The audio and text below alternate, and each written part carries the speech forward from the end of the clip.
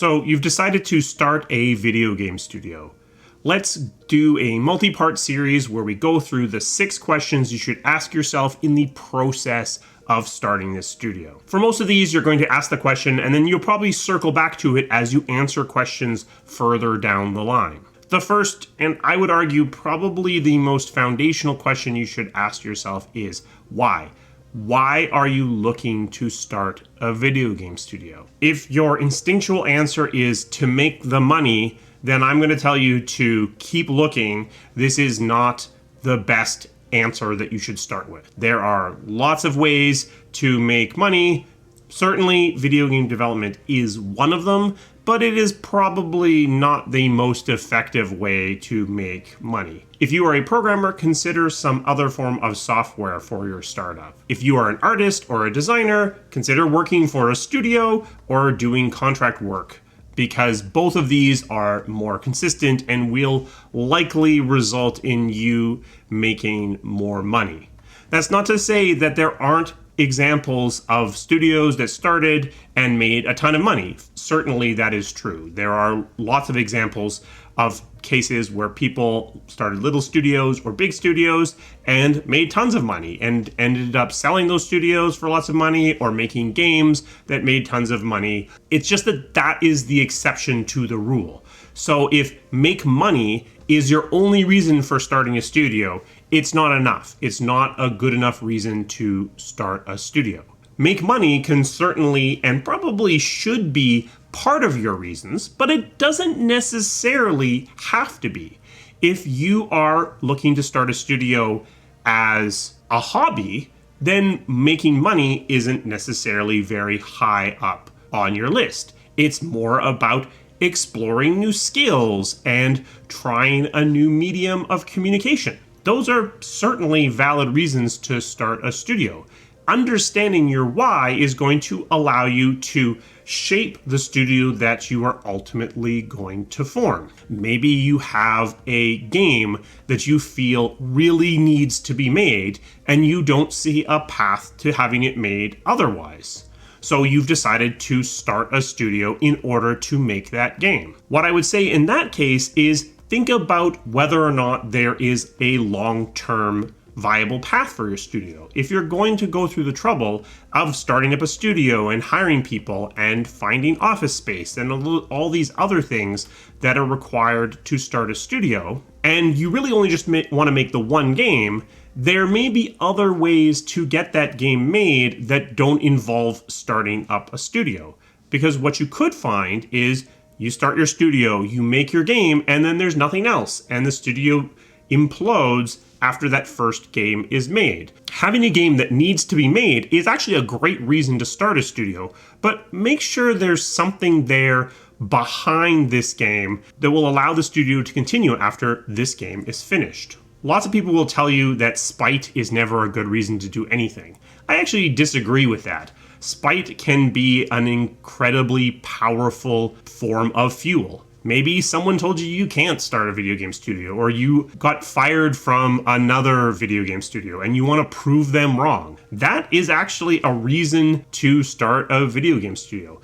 The caution I would give you about using spite as a motivation is while it is a very powerful fuel, it is a fuel that burns very dirty. If you are running on spite for too long and it is your only source of fuel, what can happen is you can start to do damage to yourself and to the people around you as you burn this very dirty fuel. Spite can get you started, but look for other reasons, other motivations to hand off to as quickly as you can in order to do as little damage as possible. Now, maybe you are working at a video game studio and it shuts down and you want to start a studio to save people, to get them jobs and to keep them working. If that's your goal, that's very noble.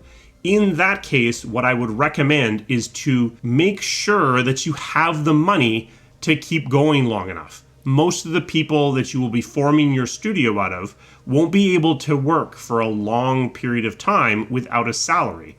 So if you haven't secured the financial resources in order to pay those people a salary, you might find that all you've really done is delay the inevitable. You've given them hope of having a place to go, but you don't have the money to pay them. So what you've really done is delayed them from doing the thing that they probably needed to do, which was look for another job. If, on the other hand, you do have a plan, you do have money, or you have a strong lead on money, or you've got a contract set up for your brand new outsourcing studio, or there is some other reason why the financials are secure, then building a studio, starting a studio to save people's jobs is a perfectly legitimate reason. For most of us, the reason is going to be because there is something that we feel we still have to give to the medium, whether that be we have stories that we still wish to tell or kinds of gameplay that we are interested in exploring. This often forms the basis for why these studios start. Start here.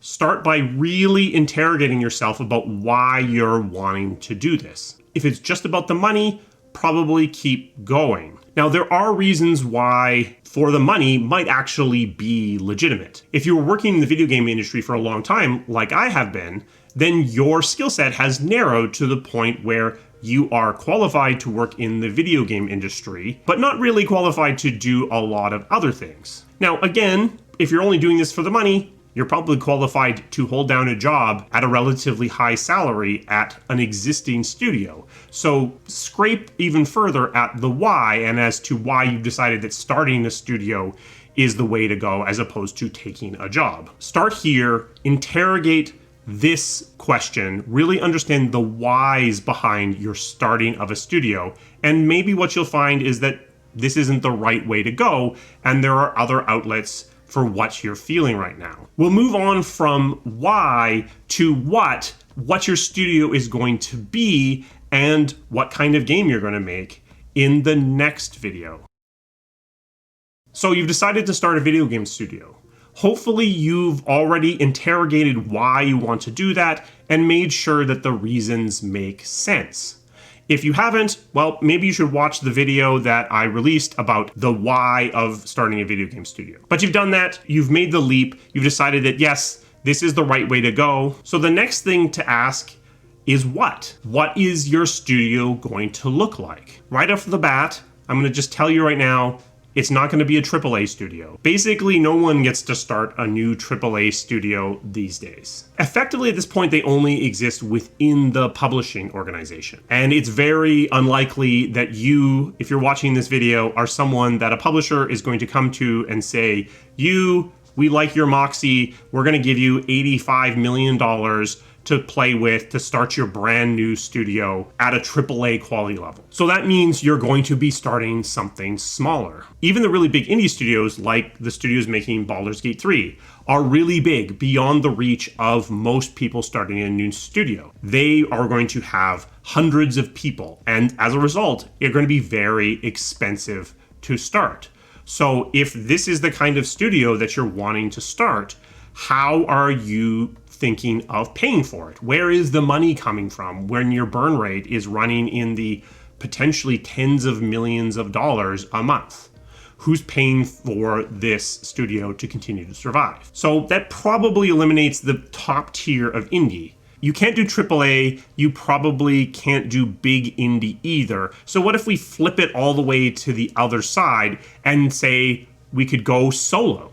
Maybe I'll just make this game on my own. This is a really good option if you are just trying to tell a story or explore a space. If you are looking to do this as a side hustle or as a hobby, then doing it on your own is a great way to go because the only person you have to worry about is yourself. Even if you're doing it as a career, you are very able to dial in the amount of money you are spending and how much you need to spend. You can survive on ramen if you have to.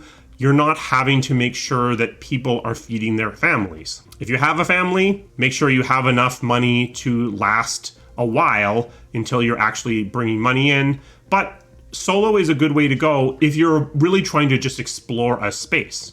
Now, you do have to interrogate the who, which will be another video, about whether or not you're capable of doing this on your own. Moving up from solo, you get into the very small indie space. So this is under 10, let's say. There are a couple of different forms of this. It could be that you and a couple of friends are just doing this together. None of you are drawing salaries. You're going to roll the dice and try to make a game on your own. Something to be aware of in that situation is that usually what happens in those kinds of passion projects is that there is a different level of passion between the different members of the team. So if you have a team of 4 people and you're going to try to put a year into making a game and really just going for it, what you might find after 6 months is one of the 4 people says, hey guys, I'm sorry, I need to get a job. I can't live like this anymore. And they leave the team and go get a job because you have no money coming in. So now you're going from a team of 4 to a team of 3. Chances are that that person was a very important leg in your dev studio table, and the whole thing might tumble over. Unlike solo, where it's just you, once you move beyond 1, there's always going to be an imbalance in commitment. Are you prepared to survive that imbalance and deal with it when someone leaves? Once you go beyond 4 or 5, you're moving into something that is more of a business, in that you're going to be hiring people and paying salaries, and now you have a burn rate. Now you're using up money on a week-to-week and month-to-month basis in order to pay people. How much money do you have? How much can you afford? How many people can you afford to bring into the studio? Small indie can still be this, under 10, like your 5 to 10 is a team where you are paying salaries, but you're still really small. And then the last is this sort of indie side, right, which is in that sort of 10 to 100 size. There's a lot of different sizes, obviously, in that scale. It's a very wide bracket. Here is where it is realistic to potentially start a larger game. But as you scale up from 10 to 20 to 30 and beyond, what you'll find is your studio starts to require structure. You are going to need an HR person. You are going to need an ops person, someone to make sure that you pay the rent on time. This can't just fall on the founders, because when you're 50 people, there is just too much of this going on. So understanding what kind of studio you are trying to make is going to really start to inform the next question, which is who do you need at your studio? And we'll talk about that in the next video. One final answer to what, and an answer that's actually used by a lot of new studios, is to start an outsourcing studio. The point of an outsourcing studio is to pay your way by working for other companies. So you take your artists and designers and programmers and you form them into a unit that can help other studios make their games, provide the extra oomph, the extra resources that they may need to get their game done. This is a very common way for new studios to form. And then the idea being, you establish these contacts, you start the money coming in, you grow your studio to a sufficient size, and then either you pivot and take everyone off to make your own game, or you start to try to do both. So you are using outsourcing to keep the lights on, and then you're growing this studio a little bit bigger and using those extra people to make the game that you want to make. One trap that often happens with outsourcing studios is that they just get stuck in outsourcing. The outsourcing pays the bills. The outsourcing makes money. And so you might have a lot of difficulty finding the ability to gather enough resources together to actually work on the project you want to work on. One way that you can get past that is to use bits and bobs of extra resources to build a pitch, and then find yourself a publishing partner who can pay you enough money to stop outsourcing and to focus entirely or mostly on your game. But if you're trying to go alone, you need to make enough from the outsourcing to pay for the extra people that you have working on the game. And then you potentially run into this cultural divide where you have outsourcing people who feel like they're being taken advantage of. They're the ones that are working on all this stuff and bringing in all the money. And then these other people get to work on this cool internal thing. So think about how you're going to deal with that. How are you going to make it so that people don't feel like they're being taken advantage of, and that people are either moving back and forth between outsourcing and internal dev, or that you give different incentives for people in the different camps, or something. At least interrogate this question. Now, this actually assumes that you're planning to make a studio that produces video games, and you're not just planning to make an outsourcing studio that remains an outsourcing studio. If that's the plan, well, then you're in pretty good shape. The only thing that you need to be clear is in your founding documents, in your discussion about yourself, make it clear that the plan is to stay an outsourcing studio. It's not that you can't change your mind later, but by stating this out loud now, you avoid any hurt feelings or assumptions from people that might join your team along the way. Once you started to arrive at what you think the studio is going to look like, now you can bounce into what kind of games are you going to make? And you're going to bounce into that and then back into the kind of studio, because the game that you're going to make is certainly going to inform the kind of studio you're going to need. Here, what I would recommend as a starting point is to really think about who you are and who is the team that you're starting to build around yourself. What tends to happen is that teams tend to make games that are similar, or at least informed by what they have familiarity with. If you are a team built entirely of people who worked at a racing studio, you might not make a racing game, but you have a very high probability of making a game that has something to do with going really fast, likely driving a vehicle really fast, because that's where you think, that's how you solve problems. Those are the gameplay systems that you're naturally going to lean into. If you come from RPGs like I do, then you have a natural inclination, like I do, to solve problems through storytelling and inventory and RPG systems, because it's just where your head goes. Don't reach too far. Understand that you're going to naturally tend to lean towards the kinds of things you have familiarity with. And that's probably for the best. If you're trying to make something that's radically different than anything that any of you have worked on before, be aware that that's going to be a struggle, that you are going to have to fight against your instincts a lot. There's potentially a great game to be had there, but at least go in with your eyes open. Answering this part of what is going to potentially push you back up into the studio type, because as you realize that actually what you need to be making is an open world RPG, you're going to realize that you're probably not doing that with a solo studio, and it's going to bouncing back and forth between these two questions is going to happen naturally. But also, in order to answer the question of the game, you need to have a better understanding about who you are and who the team is that you're building around you. And that's the next question that we're going to talk about, which is who. You've decided to start a video game studio. You've asked yourself why you're doing this, and you're happy with the answer to that. You've started the process of asking what kind of studio you want to make and what kind of game you want to build. As part of informing what, you are going to need to really ask yourself who you are and what do you bring to the table. Right off the bat, let me just make something clear that I've talked about before. There is no such thing as the idea guy. There is no role in a studio where your role is just to throw out ideas about cool things that could exist. Now, if you are the idea guy with a big bank account or access to a lot of venture capital money, then good news, you're not the idea guy, you're the money guy. And that is completely legitimately a role in a studio. You're the person who makes sure that the lights stay on and that people get paid. You're allowed to have ideas still, but that's not your primary role. Similarly, if you have a lot of contacts within the video game industry, that's a legitimate role within a studio, because you're the one that can find people to join your studio and look for potential publishing partners. When a studio is really small, typically you don't have these non-dev roles exclusively.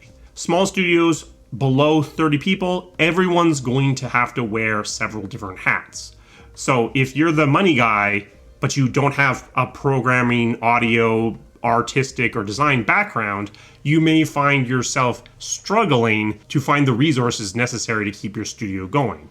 Once you move beyond 30 people, these sorts of operational roles become not just desirable, they become a necessity. Your ability to be in this kind of role is going to be highly dependent on what kind of studio you're going to make. From the dev side, interrogate what you are great at, what you're capable of doing, what you don't know how to do but could learn how to do, and things that are simply beyond your ability. If you are an artist and you love making art, but you also have the ability to do a little bit of design, then those are skills that you bring to the table. You might be able to learn how to do audio, but maybe you just can't wrap your head around the programming aspects of game development. Recognize that that's a hole in your skill set. If you're going to start a video game studio, you're going to need to cover that hole somehow. If you're trying to start a solo studio, then you're going to need to find a piece of technology that allows you to do game development without having to do a lot of coding. Something that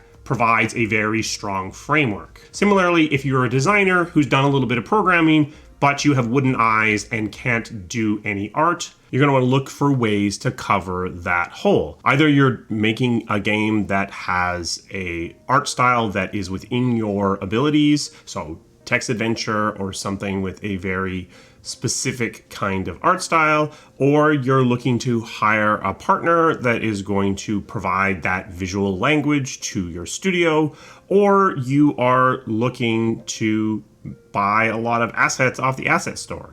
Though, as recent events have shown, be careful with doing too much of that. When you're thinking about who, you also need to start to consider your blind spots and having diverse voices at the table. If you're a solo studio, not too much you can do about that. Your blind spots are your blind spots. You can interrogate them and try to at least understand where your problems are. Similarly, if it's a group of you and your friends, the diversity is going to be dependent on the diversity of that group. You're not necessarily bringing in any outside voices. You are going to have biases and blind spots. But again, you can at least interrogate those things and try to at least state them out loud so that you can try to avoid some of the pitfalls. As you move beyond the friend group size of studio, now you start to have an opportunity to start to cover blind spots, to start to move into the shadows of your biases and look for people that think things differently than you, or have worked on different kinds of games, or have had different lived experiences. This is a bit of a balancing act because you do want your studio to have a culture, to have norms, but you also want these other voices to be around to keep you from making big mistakes, to bring you new perspectives and new ways of thinking about things. So look for opportunities to diversify your studio population, absolutely. As well, when thinking about who, think about what kind of storyteller you are. Are you a storyteller, a story crafter, or a story shaper?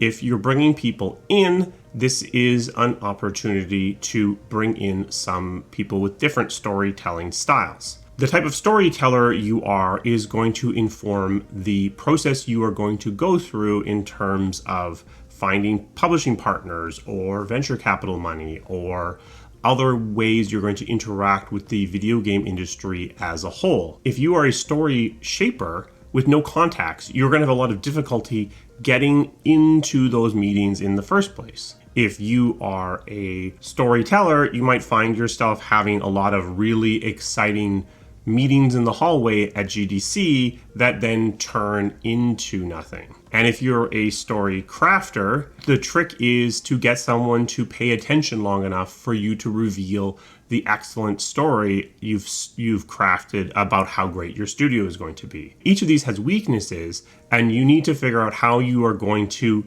get that initial meeting if you are a story shaper or a story crafter, or how you're going to follow up that excellent elevator conversation if you're a storyteller. Now that you better understand who you are and also who you are surrounding yourself with, it's time to also really reinterrogate the kind of game you're going to be making. Because what you might discover is the commonality amongst you and your team members isn't that you've all worked on racing games. Maybe it's that you've all worked on games with very strict parameters, or you've all worked on games with high action, and maybe you need to go back and re-examine the kind of game you think you're going to make. You may have assumed that you are all racing gamers, but maybe that's not the case. As we think about as we start to understand who we are and who the team is that we're building around ourselves, we're going to circle back to the what about what our studio is and the kinds of games we're going to make, and potentially even back to the why. Why are we even doing this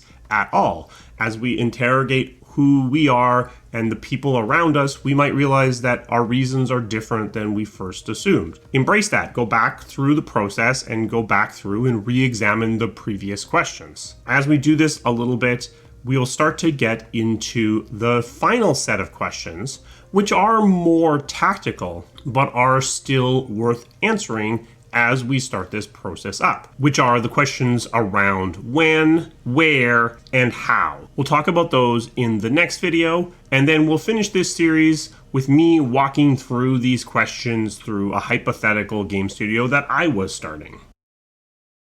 So you've decided to start a studio, you've asked why you want to start a studio, you've asked what kind of studio you want to make and what kind of games you want your studio to produce, and you've asked who you are, the skills you bring, and the skills of the team that you're building around yourself. You've bounced back and forth with those questions, and now you're getting to the final 3 questions. These are more tactical, so we'll tackle them all together. Those are when, where, and how. So when is about asking when the game is going to come out.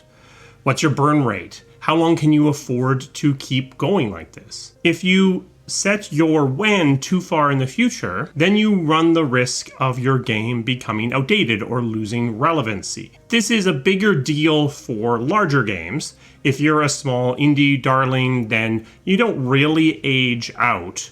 But once you get into the larger indie space, and certainly as you get into AAA, a game that was supposed to come out in 2010, coming out in 2015, is going to look older.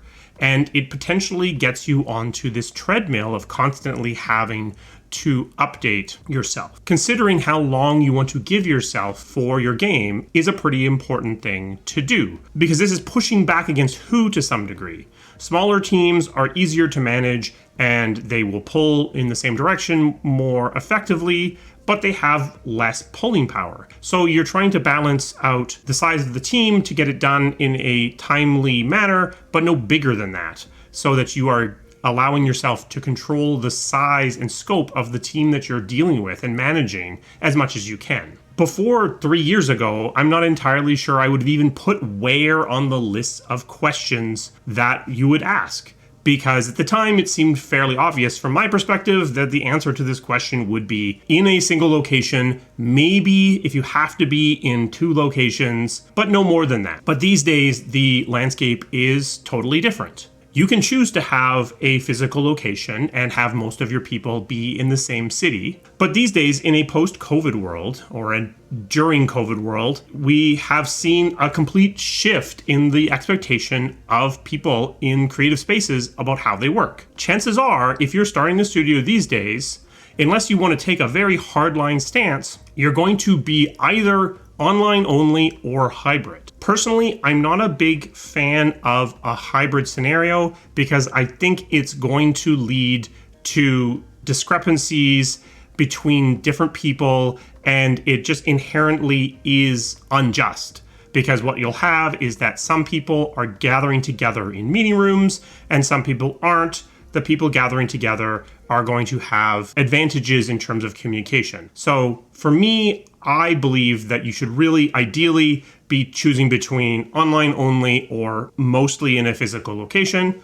But there are studios successfully doing hybrid work, so that is also an option. If you are going to have office space, either because you're doing a physical primary studio or because you're going hybrid, then you are going to have expenses around office space. So this is going to increase your burn rate, and it does go back and inform your when question because you've gotten a lot more expensive. That being said, if you don't have a physical location, then you are putting the burden of support tasks around keeping people's computers working on the employees themselves, or you're requiring some sort of methodology to support them in the field. So that is a burden as well, though it's likely a lot less than the cost of the rent of your physical space. As part of asking the where questions, ask yourself how you're going to deal with this. What are your communication tools going to be? Are you going to use Slack or Discord? Are you going to use Zoom?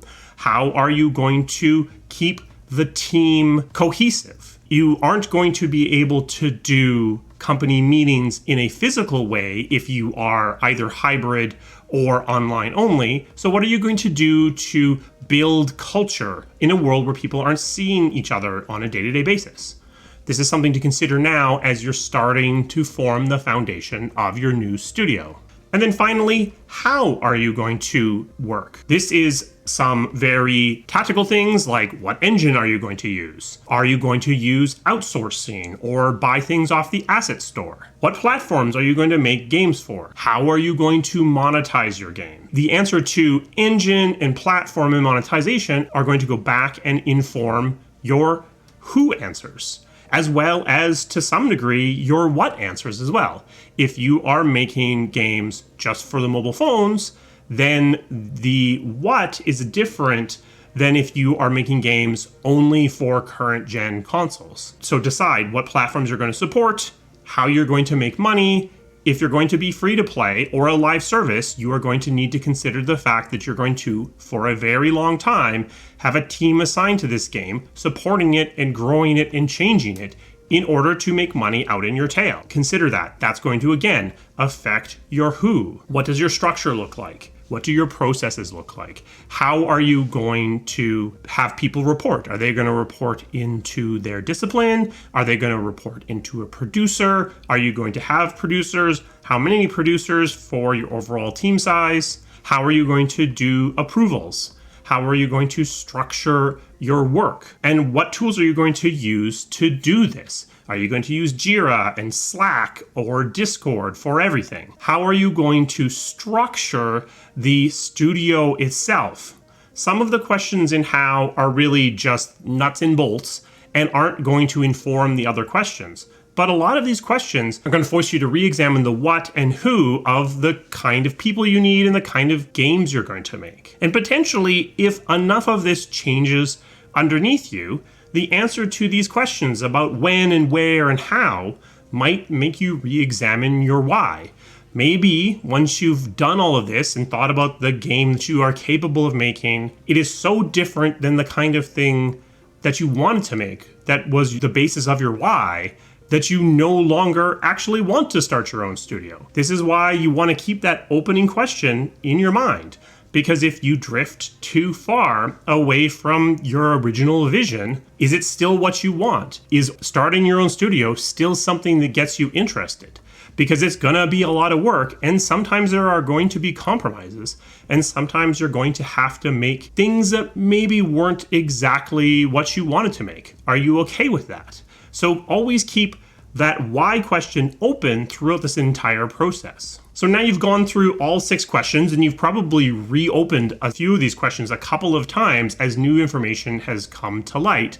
Now you have something that can serve as the basis for what your studio is going to look like. You haven't started yet, you've just sort of drawn a rough shape of your space. These more tactical questions in this video, potentially you can answer along the way to some degree. When you have to be careful about, because if you don't have very much money, you need to know the answer to when before you start, or you're just going to run out of money one day and people aren't going to get paid. For things in the how category in particular, some of this can wait and be answered as you go. You can potentially start the process and then feel your way towards monetization strategies or platforms even. Better if you at least have a guess to start with, but to some degree, the way you answer some of these questions is by getting going. Hopefully I didn't scare anyone off that wants to start a studio, or maybe I did. Maybe I did scare you off, and maybe that's a good thing. It's useful to ask yourself if you want this, really,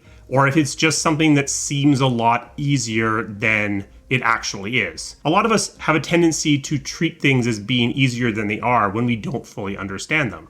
So it's important when we're going into something that's going to be this big of a deal that we try to understand it a little bit better and not just jump into the deep end and potentially drown. Though sometimes there's something to be said to being forced to figure out how to swim. Sometimes great things are made by people that don't know any better. So if you still want to start your own studio after asking these questions, or you listen to me and you don't even want to answer these questions, then all I can say is good luck. Video games are hard. I hope you make something amazing. So you want to start a video game studio, and I keep asking you all these questions. Why don't I take some of my own medicine and walk through my answers to these questions? First, a bit of a revelation. I arguably already have a video game studio. It's called Triage Games or Tri-Age Games, depending on how you want to say it. It is a studio that exists at the moment largely to support my consulting business. I say triage or tri-age because when it is focused on helping out other studios, it is Triage Games. And when it is focused on game development, it would be Tri-Age Games, though it's not doing any game development on its own at the moment. The symbol, which I really like, is an hourglass, but it is also kind of a little targeting reticle, so lots of stuff going on. We will talk about triage/tri-age games at a later date. Let's walk through the 6 questions through this lens and talk through what my answers would be. First up, why? I left a pretty high-paying job back in 2021. Money would not be the reason for me to start a studio that would be making video games. I could, in all likelihood, find another executive producer job and go back into the industry at a AAA studio and basically go back to the job that I had before. So if it was about money, this is not the way to go about it. 3 years ago, 4 years ago, 5 years ago, I could certainly see spite being one of the answers that I would give for the why question. I like to think that I've moved past that. Like I said, spite is an effective fuel, but it burns really dirty. So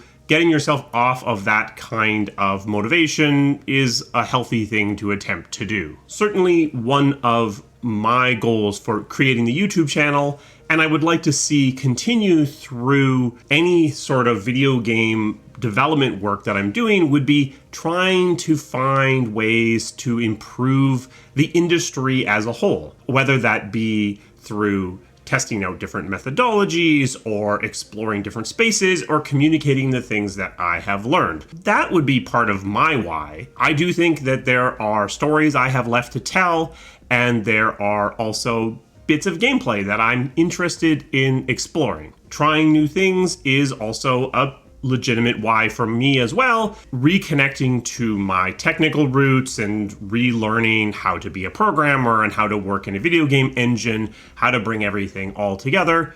This would all form the basis of a why for me. But a lot of that could be accomplished in other ways.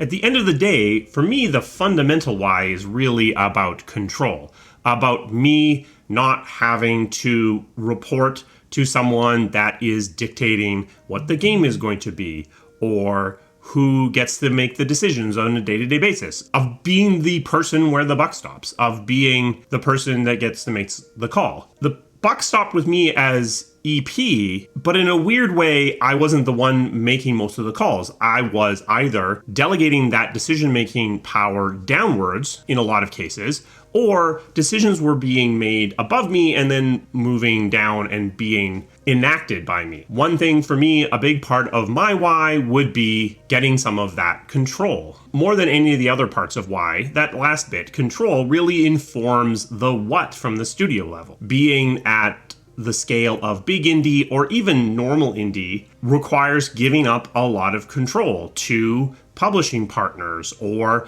other partners you're bringing in at the foundation level to provide you with capital and with manpower. Indeed, you might argue that the best place to have control is way down at the solo level. Assuming you are financially stable, being a solo developer means you can do basically whatever you want. If you don't even want to make a game, you don't have to. That does require you to be in a relatively stable financial situation, which I am at the moment. But of course, working solo means you have to do everything. And I am well aware that I have some blind spots and some skill gaps that would be useful to be filled. The small indie that I talked about, where it's you and a bunch of your friends or a bunch of partners, that doesn't feel right because, again, that means you're sharing control with those other partners.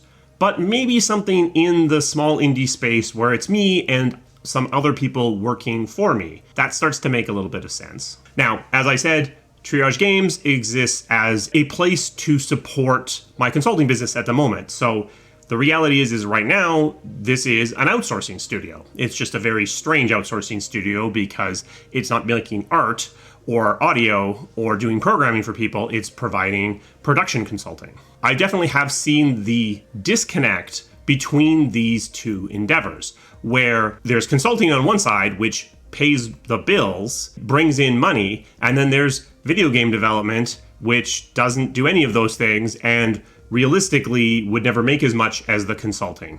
So definitely there is a balancing act, and I do see the risk of getting trapped in this consulting stance and not being able to do more video game development. So something to think about. As we move to the second part of what kind of games would Triage Studios or Tri-Age Studios make, then it's about looking about who we have. Well, who we have is me, who has 24 years of working on RPGs and story-driven games. And definitely that would naturally be the kind of game that this studio would gravitate towards. It's the way that I think about solving problems through RPG systems and through storytelling. Would it be an RPG? Probably, but it wouldn't necessarily have to be. It would just be something that would be focused on characters and on conversations and on RPG systems. Probably when you put those three things into a bucket and stir it up, you're gonna get an RPG out the other side, but not necessarily. On the setting side, we obviously have been toying around with high T on the high Cs in the YouTube channel to talk about the way that video game development works through the lens of an actual game. I think that that's a realistic place to start, but I'm not particularly attached to any particular setting. We touched on it in what, but let's move on to who. Right now, this is a studio of one person. It is me. I like to believe that I'm well aware of my weaknesses. So for me, the big things that are missing are, one, I am a good story shaper and a reasonably good story crafter, but I'm not a super great storyteller. So storytelling in that very fast, in the elevator, getting the deal done, shaking the handshake, that sort of stuff, that's a big gap for me. Now, while I don't think I have wooden eyes, I have built the skills to provide feedback on art and provide critique. I do not have the skills in terms of building art. So the art skills, animation skills, this is a big gap for me as well. Audio, arguably I do have wooden ears, so making a soundtrack or attaching audio to a game that I was making would definitely be a big risk. On the design side, I think I'm okay, good enough to get it done. Writing, probably going to be a bit of a challenge as well, but probably in an okay place to at least get the ball rolling. So who am I adding to my semi-imaginary studio? First person I'm looking for is someone who is a storyteller, someone who can be my partner in the boardroom, at the conference, shaking hands and getting interest in this game. Ideally, that person is also a money guy, meaning that they have contacts in the industry or very deep pockets so that they can help us keep the lights on. The other thing that we're going to start looking for right away is someone to provide some diversity of voice. Obviously, white, male, cis, with a very Western outlook on things. As we are looking to fill some of these roles, looking to also diversify our voices. Ideally, people are able to check many of these checkboxes at once. So if you can find someone who is an artist who also is a storyteller, that's amazing. If they also bring some different perspectives, that's even better. So we start filling in this matrix with as few people as we can get away with that give us as broad of a coverage of these missing skill sets as we possibly can. So, storyteller, number one. Then probably from a skill set perspective, I would look for someone who can work in art and animation and ideally audio so that we cover that gap. Moving past that, I would be strongly inclined to add a writer to the team.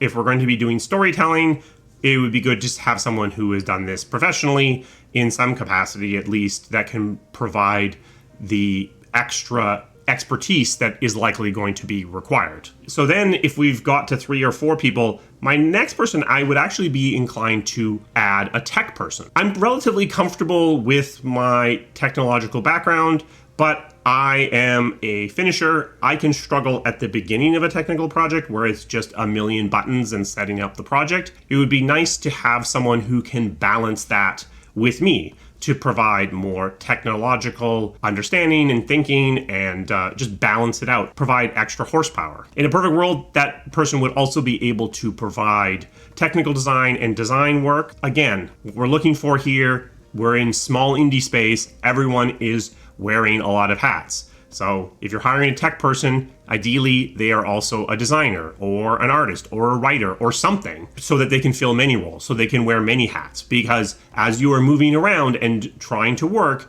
if there are only 5 or 6 or 7 of you, then you're going to need people that can pitch in and pick up a rifle when that's what is needed to be done. Moving to the 3 more tactical questions. When I would be trying for something in the 1 to 2 year range. Relevancy is important, even though this would be obviously deep into the indie space. So it's not that the technology is going to age out. If you are hiring people, they're going to want to get something on their resume. Once you're moving beyond 2 years, they're going to start getting antsy and start looking for other opportunities. That's also going to use quite a bit of money just to do 2 years. Once you're going past 2 years, it means more and more financing is required. And every time you are adding financing, you are losing control. And since one of my major whys was control, as much as possible, you want this to be self-financed so that you're not having to give away that control.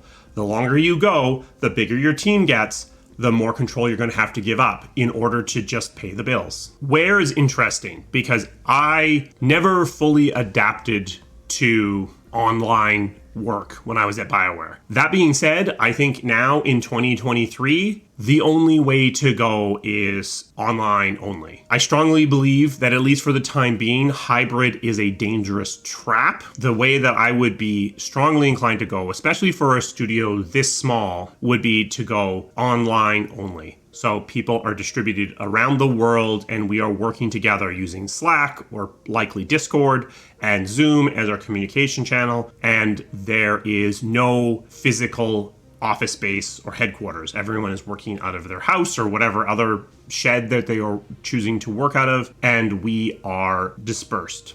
I don't love that, but I think that's the reality of the world that we live in right now. And I think hybrid is very dangerous. Would I consider making a physical studio?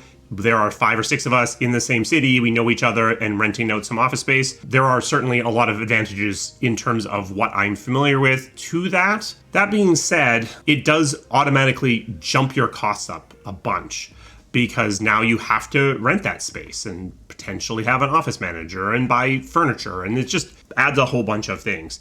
So much as my instinct says that in-person has advantages that I understand, I would be almost guaranteed to go entirely online, entirely virtual, and just embrace that and try to build team culture and team structure around that design of studio. Would we do offsites where we gather everyone together? I think that would be ideal, at least once every year or so, get everyone together so at least you kind of anchor them in your mind as a person. But for the most part, yep, everyone's in their house on Zoom working remotely. Then the really tactical stuff, how. So engine, Unreal, it is one of only really 2 realistic choices for someone who is going to use an existing engine and doesn't have any momentum behind it. And the reason why Unreal over Unity for me is platforms, I would definitely go PC and consoles and neglect the mobile and less powerful platforms for the time being. 2 reasons for that. One, it's where my expertise is from. It's what I have historically done.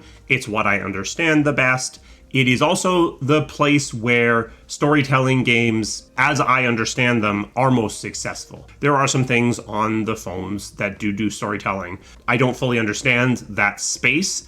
And also, the second reason, monetization on mobile is very different than what I'm used to. For a game that I'm making, starting point for me would be it's a purchased product, probably not boxed, purchased product that has no DLC, no live service, no microtransactions, nothing. It is just a game you buy for $5 or $10 or $15 or $20 or $30 or $40. That is a self-contained event that you then patch maybe to deal with whatever bugs escaped, but you're not planning for any DLC. You're certainly not planning for a long tail live service. This is not the most lucrative part of the video game industry at the moment. It's arguably the least lucrative part of the video game industry, but it's the place where storytelling can exist without compromise. It is the place that I understand the best, and I think there is going to be a renaissance in this style of game over the next few years. Why not be a part of that?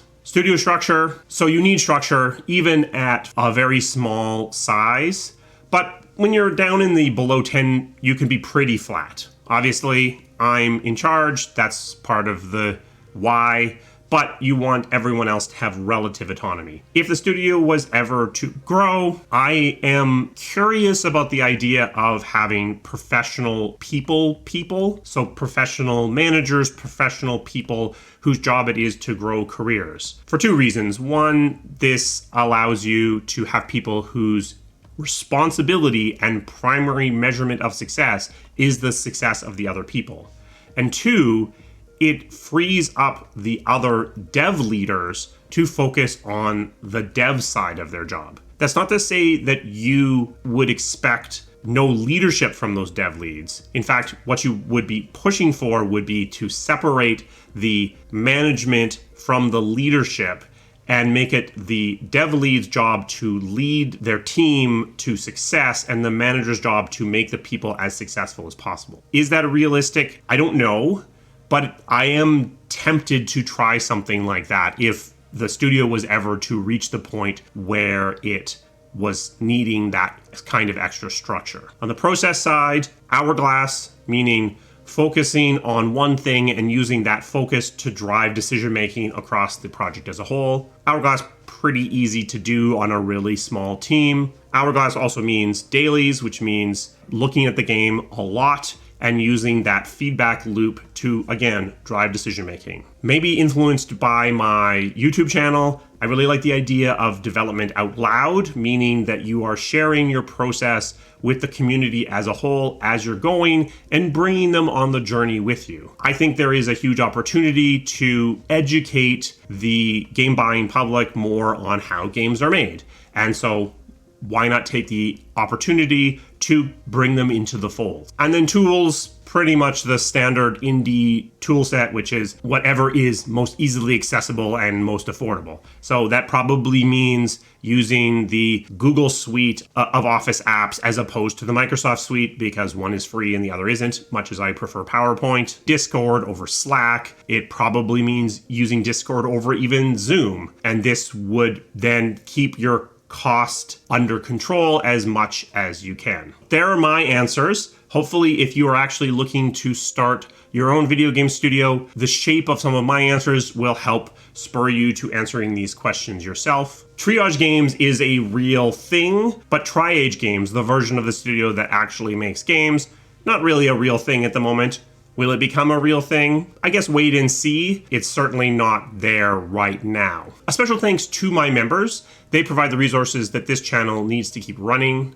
If you are interested in becoming a member, there's a link to that down in the description. If you found this series interesting and want me to talk more about new studios and things that you should do in the early days of your studio, let me know that down in the comments and maybe we'll revisit this topic. We have merch now. This is the High Tea on the High Seas t-shirt. There is a shelf below this video if you're interested in picking something up. And if you found this interesting or useful, give it a thumbs up because that helps YouTube share it around. So this turned into 5 videos. Do you feel like you want to run out and start your own video game studio? What would you call it? What are some of the answers to these questions that you would use for your own studio? Let's talk about it down in the comments.